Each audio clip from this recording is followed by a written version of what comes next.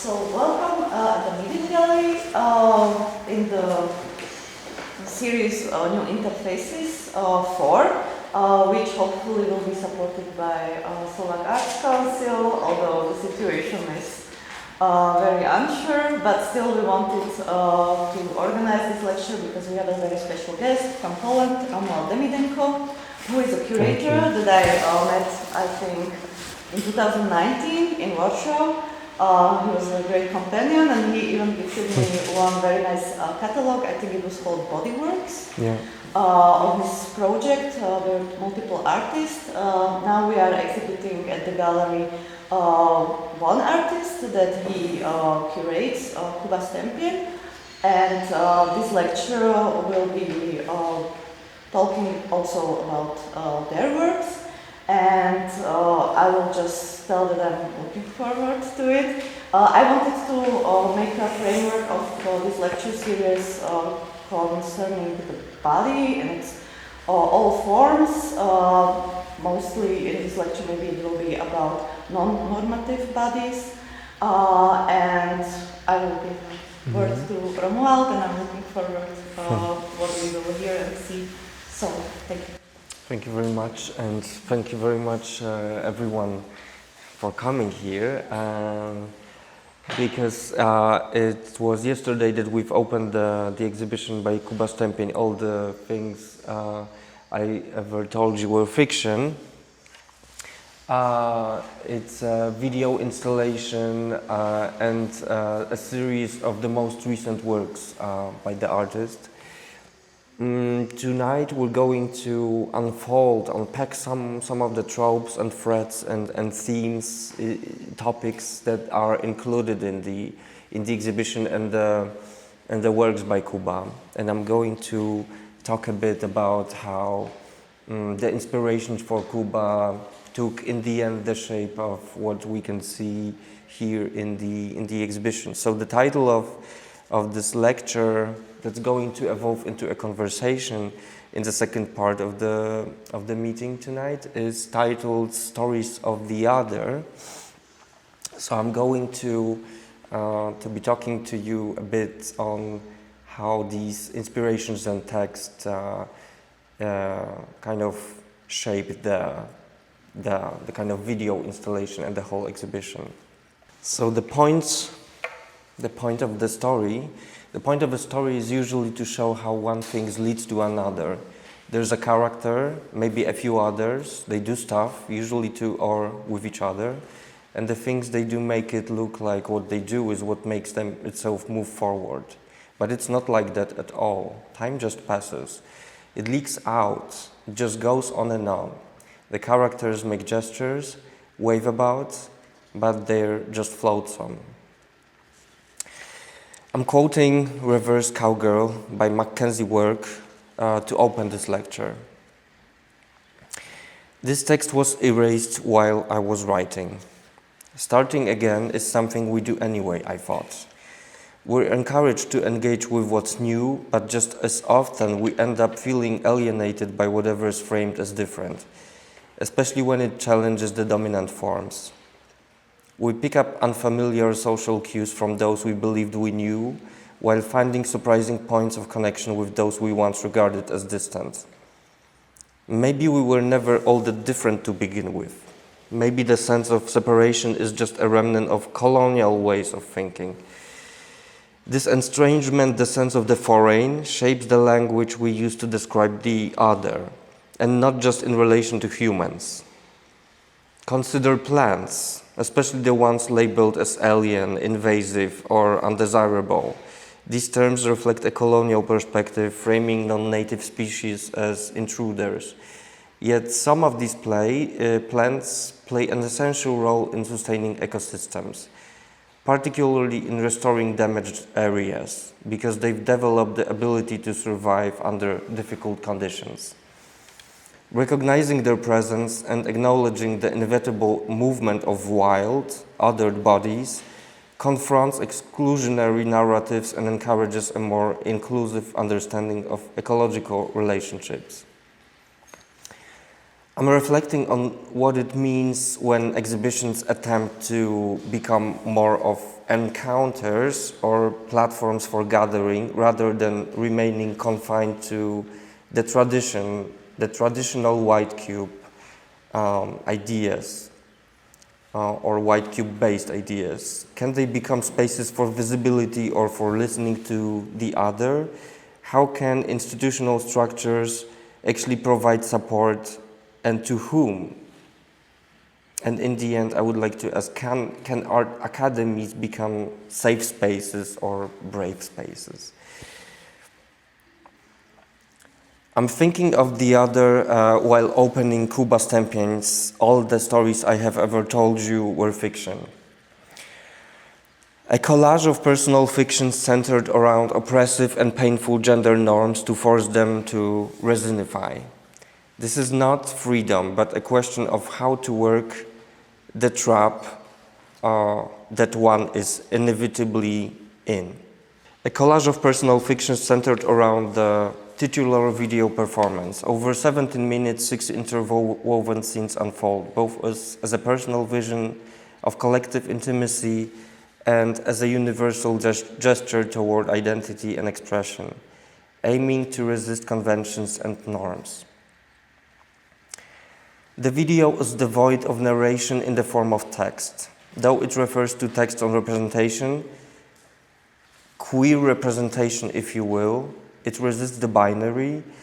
The creation of the work took shape of a three-day gathering, a way of seeing each other, or the other, if you like.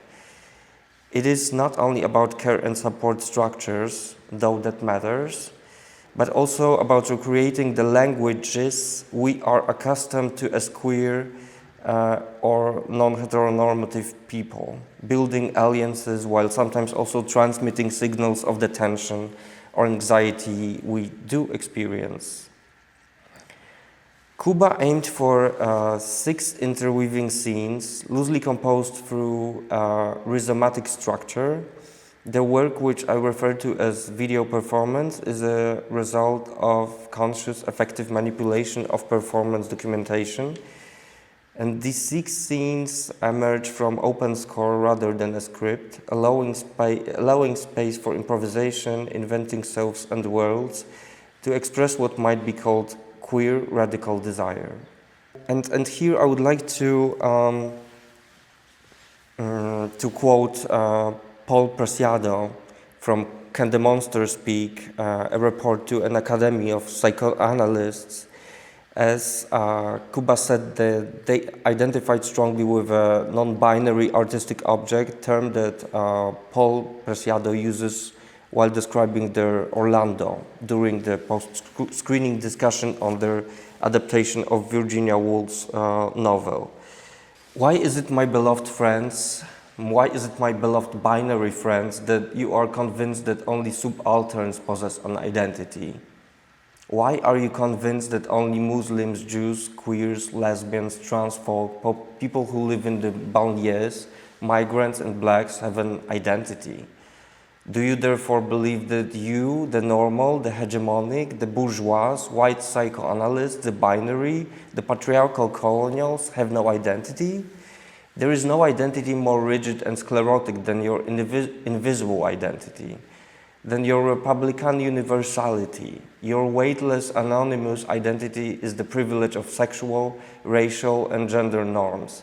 Either everyone has an identity, or there is no identity. We all occupy a distinct place in a complex network of power relations. To be branded with an identity means simply that one does not have the power to designate one's identity as universal. I remember reading those words on a summer afternoon, sitting on a beach on an island. According to mythology, the island was named after Apollo, who made it appear to the Argonauts as a refuge from a storm. I'm quoting Maggie Nelson, whose The Argonauts was also a point of reference for Kuba. Performativity has to do with repetition, very often with the repetition of the oppressive and painful gender norms to force them to resinify. This is not freedom, but a question of how to work the trap that one is inevitably in. Looking at Kuba's work, When Fuck Means Love, the one that you can see right in the entrance in the let's say pink room, the candy shop, a handwriting lettering on cardboard from an old leather briefcase, I'm reminded of Robert Indiana's Love from 1966, originally conceived as Fuck. The title was changed on the advice of Indiana's ex-partner, Ellsworth Kelly, shortly after their breakup. It became one of the most reproduced works of its time. Its visual lineage traces back to Indiana's 1964 lithograph, Sex Anyone, featuring red lips, a question mark, and bold typography. To me, Kuba's piece attempts to address some of the exhibition histories or queer stories, inviting us to revisit them. I find myself thinking of the past exhibitions that made little room for certain voices, certain bodies, and I mentally translate everything I've seen, major museum shows or modest artist-run initiatives, especially those that shaped my own practice, exhibitions that sought to resist the norms of the museum, to avoid institutional conventions, and to transform what an institution or an art organization could be. Of course, what I'm saying here is highly subjective, so think of it more as an example than a definitive argument. Take, for instance, the 1986 exhibition Chambre d'Amis, which translates to guest rooms or rooms of friends, curated by Jan Hout in Ghent, in the city of Ghent. And here I'm showing one of the installations that were shown in the 1986, the installation by Daniel Buren. At the time, Hout was the director of the newly founded Museum of Contemporary Art, Belgium's first museum dedicated to contemporary art. The museum didn't yet have a permanent home, which would eventually be built or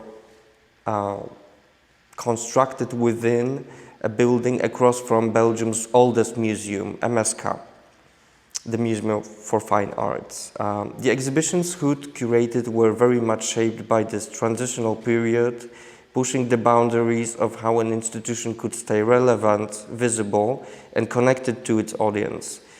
Many of the works Hout brought in came from private collections, reflecting his investment in the museum's development and his drive to share these pieces with the public. The exhibition itself was distributed across 58 private spaces, intimate settings such as bedrooms, balconies, garages, gardens, living areas, and corridors. In this sense, private homes became exhibition spaces. For Chambre d'Amis, Hout reportedly even had to borrow additional funds from his parents.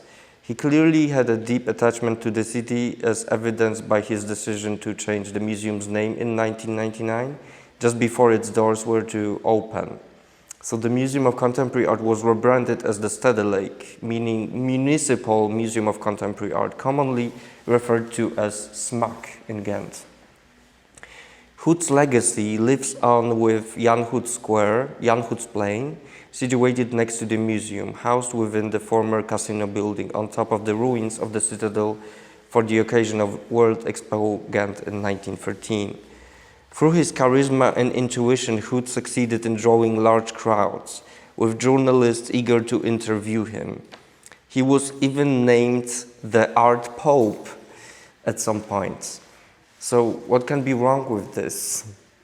While the exhibition has certainly been inscribed in art history and reflects a significant moment of its time, there is something quietly unsettling about it. The show featured 51 established artists, yet only 4 of them were women. And I want to pause here to draw attention to the work of Paul Tech, one queer artist, probably the only one in the show, a legendary figure of post-war American counterculture, whose installation was included in the Chambre d'Amis. Thek was known for his large-scale temporary environments made from transient ephemeral materials. For this specific show, he created a modest installation titled Visual Therapy, presented in the hallway of the home of Romain Berthelot and Luana Fleming. It consisted of colored paper scraps and reproductions loosely attached to everyday objects, with a potted tree standing beside a classical park bench. Thek's poetic and deeply imaginative language, whether expressed through painting, sculpture, or installation, still resonates today, with its vibrant, life-affirming presence and the quiet narratives it evokes. The piece was created just 2 years before Thek's death from AIDS at the age of 55. In his own words, the work was dedicated to Archbishop Raymond Hundhausen, a pacifist and outspoken critic, a pacifist and outspoken critic of nuclear weapon who advocated for a tax boycott in protest against the funding of such armaments. Looking now at the SMAC website, where one of the few surviving works from the 1986 exhibition is documented, I noticed that neither the artwork's description nor the artist's profile refers to Thek's legacy in relation to his queer identity. Furthermore, there is no mention that Hundhausen was an ally to LGBT plus communities, a vocal supporter of marginalized individuals and a defender of women's reproductive rights, because Hundhausen was also very, very much pro-abortion. This omission raises questions. Was something lost or erased? Was something erased by accident? Or was it a deliberate decision to omit some parts of the context? Paul Thek died in 1988, the same year that painter, photographer, filmmaker, and performance artist David Wojnarowicz created his work, Beautiful People. In this 30-minute video, the artist follows his friend Jess Huldberg, as he wakes up, shaves, possibly heads to work, and then applies makeup. He enters a taxi. It's clearly New York. Later, he finds himself in a forest, and the video shifts to color. He wears a striking red dress, walks into a lake, and disappears beneath the water. Wojnarowicz described the film as a desire to see drag queens as true revolutionaries who fuck with visual codes of gender. It is considered one of the most powerful images of what became known as the crisis of representation, a time when so many were dying in silence. The work is both beautiful and deeply moving, created by someone who would himself die from AIDS-related complications. It reflects not only the collective struggle of that era, but also Wojnarowicz's personal experience, a true autofiction. So you're probably thinking why I'm talking about this, so I'm going to try to explain a bit more by another quote. Why in 1987 is Documenta 95% white and 83% male? A question appeared on a leaflet and poster by Guerrilla Girls. The next edition was curated by Jan Hut, and it was monumental in scale, often referred to as the Documenta of locations. It incorporated 7 additional buildings and numerous locations throughout the city of Kassel, never used for Documenta exhibitions before. And yet, as noted in the Fries archive, the curatorial choices were far from universally inclusive. And I'm quoting here. Of the 186 artists included in the Documenta 9, 146 were Western European and North American. The author notes the absence of African art as well as art from Eastern Europe, similarly omitted on the grounds that it failed. In Hood's view, to meet the criteria for universal dialogue, the author also points to the notable exclusion of anti-racist, queer, and feminist-informed practices emerging from New York in the preceding decade. In his review, Hood is quoted responding, "Those of us who are slightly familiar with the world know that a new sociological approach of art has become increasingly popular, that the trend has been started even to only accept what can immediately be placed sociologically. Poverty, AIDS, censorship, war, human alienation, etc. Anecdotes are beginning to resurface. That makes me suspicious. Take AIDS, for example."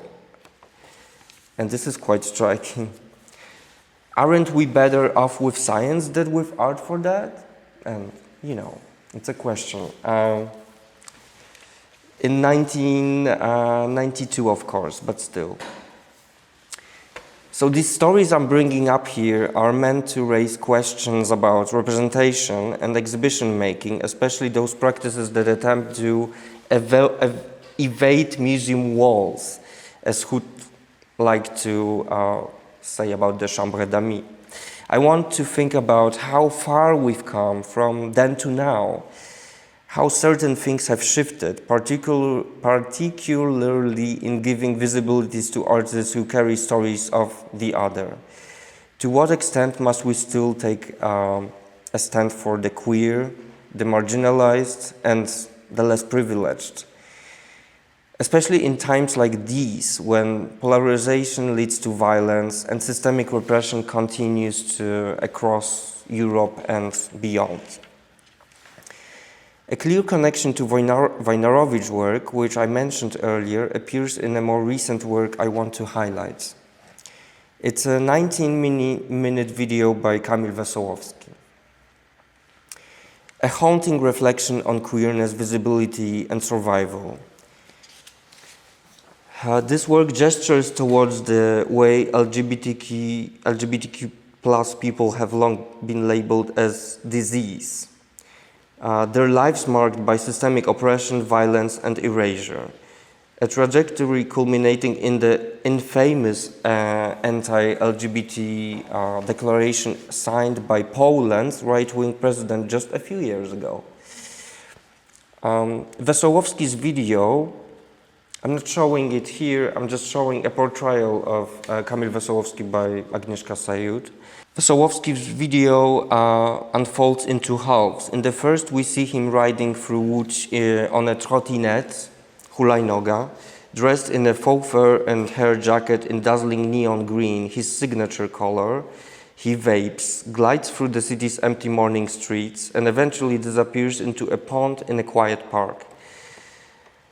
In the second half, he re-emerges in Warsaw inside Galeria, a well-known gay bar that had operated for many years, which only just closed this past weekend. Drawing from cosplay aesthetics while playfully subverting gender norms, Wesołowski's work becomes a form of autofiction, a projection of his long-standing performance for camera, blending with his experimentation with fashion inspired by a semi-mythical Slavic goddess named Kołtunica, after Kołtun, or matted hair woven into folkloric tradition. As he occasionally inhabits this figure, Wesołowski also embraces feminized linguistic forms, facetka, a gender-bent twist on a guy, or performerka, projektantka, resisting binary language conventions and asserting fluid modes of being. Autofiction can be understood as a kind of psychopolyphonic autobiography, a hybrid form that blends autobiographical and fictional elements. It produces a linguistic subjectivity, a self that is situated elsewhere. Rooted in speech and self-fashioning, it offers a way of existing in the world through the making of one's own projections. one's own emanations. It is a modality of history, her story, or simply queer story. It is storytelling through and from lived experience. But why do we need this form, and what does it allow us to say or do? McKenzie Wark, whose writing is referred to as auto-writing or auto-theory, describing her book as not a memoir, but an auto-ethnography of the opacity of the self, another genre for another gender, as she's saying. Stories she describes in the book Reverse Cowgirl are based both on real experiences and the imaginary. Even the chapter titles read like headlines or micro-manifestos. Watching you, watch me, him, fuck me, resistance through rituals, locker room talk, preferences, gay society, straight life, the other side of seduction. And then there's this unforgettable passage from pages 61 to 62. This is more meme than memoir, not a personal essay so much as an impersonal essay. It's genre-less adventure tale than misadventurous tale. Not only literary criticism, but also critical literalism. It's not about coming of age. It's about the age of come. It is not entirely factual. Maybe these were not exactly the forms, the feels. It might, however, be a book that has sexual veracity. If something gets hard or wet or comes or doesn't, then that at least probably happens. It was probably more sublime, ridiculous, beautiful, ugly than described. And at some point she goes, Reverse Cowgirl made sense to me finally as a sort of autofiction account of someone who was trans all along and didn't know it yet. In this case, even the writer didn't know the shape of the web she made. A performance of writing as being, a theory in drag, an unstable mode of self-inscription. So in this sense, what does autofiction offer is a way of writing from and beyond the self, an act of speculation and survival that comes out at some point and asks the reader, what kind of subject can speak here, and what kind of world might the voice bring into being? So, what do we want to say, and for whom should they speak?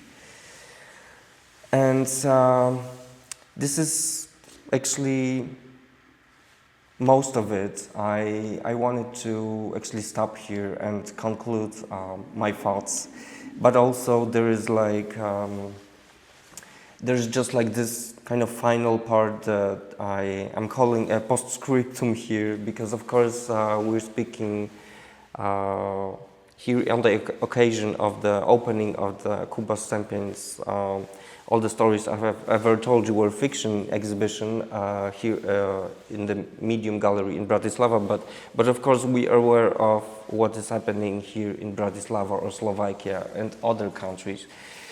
So the current situation of queer individuals in many countries is marked by legal stagnation, growing political hostility, and persistent societal prejudice. Same-sex marriages and civil unions remain unrecognized, while recent legislative proposals threaten to further restrict transgender rights, including a bill requiring genetic proof for legal gender change. Under the conservative government of Prime Minister Robert Fico, LGBTQ+ funding has been slashed, and officials have expressed intentions to ban the promotion of other than heterosexual orientations in schools. Public sentiment remains largely unsupportive, with a majority opposing equal rights for individuals. This hostile climate has been compounded by acts of violence, most notably the 2022 fatal shooting outside a gay bar in Bratislava. And one work by Kuba, made especially here in the space, in the kind of first room, the kind of rotunda, is addressing this specifically. While international bodies such as the Council of Europe have called for protective measures, the overall landscape remains fraught with systemic discrimination and limited institutional support. On a daily basis, we find ourselves watching in disbelief as politicians continue to reproduce violence against non-heteronormative part of society as well as other marginalized groups. After years of right-wing rule in a number of countries, conservative movements have swept across public life, leaving queer and non-heteronormative communities alongside all the others, fighting for legal recognition and broader social acceptance. Queerphobia is openly voiced by prominent political figures, reinforcing structures of exclusion and control. In the face of this, art can become a powerful vehicle of resistance, even if symbolic, working within the realm of collective imagination. How we engage with the lessons of the past and what we choose to make of the present is up to us. So thank you very much for listening to this, and I would like this to now open as a kind of conversation to any thoughts that you may have, any questions and anything you would like to comment on regarding this, but also other things. This is time that maybe we can start speaking. So, and it's going to be off the record. So, thank you very much, everyone.